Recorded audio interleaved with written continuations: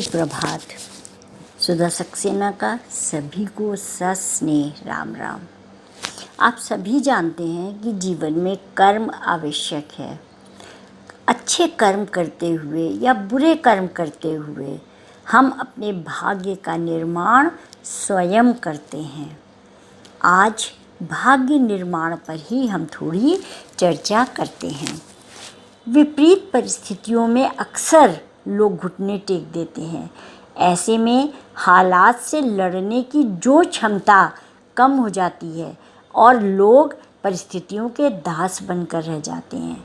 हालांकि जो लोग हालात से लड़ना जानते हैं वे अपना भाग्य निर्माण स्वयं करते हैं और इतिहास पुरुष बन जाते हैं। कष्टदायक परिस्थितियों में पड़कर भी जिन लोगों ने श्रम, संयम, स्वाध्याय, सेवा, ईश्वर भक्ति, देशभक्ति, एकाग्रता और लगन का दामन नहीं छोड़ा, निश्चित रूप से वो व्यक्ति महान बने। भारत और विश्व इतिहास में ऐसे लोग भरे पड़े हैं। अगर कोई भी साधारण मनुष्य इन सूत्रों को अपने जीवन में उतार ले तो वह भी महान बनने की राह पर अग्रसर हो सकता है। स्वयं से भाग्य निर्माण करना आसान काम नहीं है और वह भी तब जब आप विपरीत परिस्थितियों में फंसे हुए हों। इसके लिए हमें लगन के साथ कड़ी मेहनत करनी पड़ेगी।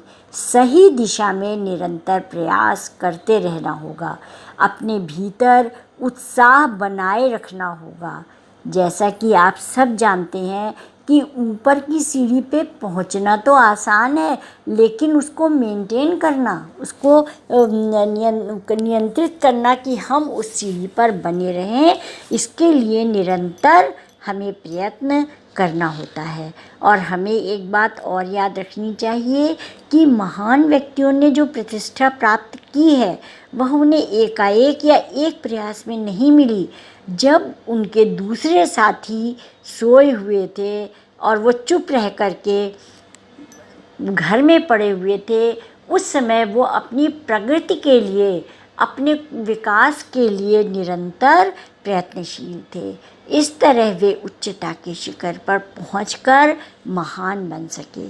दरअसल अपना भाग्य स्वयं निर्माण करने के लिए हमें सकारात्मकता से भरा रहना होगा।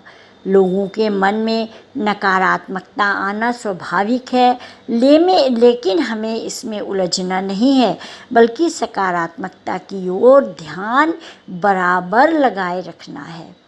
हमें नकारात्मकता में भी सकारात्मकता ढूंढनी होगी, तभी हम आगे बढ़ सकते हैं। अगर हम विपरीत परिस्थिति में भी अपने अंदर सकारात्मक ऊर्जा बनाए रखेंगे और सतत अपने प्रयास में लगे रहेंगे तो निश्चित रूप से दुनिया के अन्य महापुरुषों की तरह हम भी अपना भाग्य निर्माण स्वयं कर सकते हैं और दुनिया हमारे रास्ते पर चलने में फ़ख्र महसूस करेगी।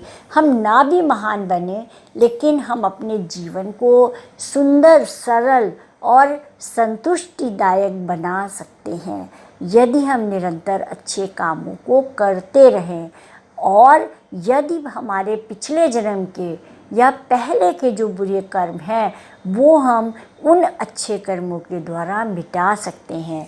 क्योंकि जैसा कि आप जानते हैं कि कर्म नष्ट हो जाता है, उसका प्रभाव बहुत समय तक रहता है और धीरे धीरे करके वो प्रभाव भी कम हो जाता है और जब प्रभाव वो ख़त्म हो जाता है तो नए भाग्य का निर्माण शुरू हो जाता है।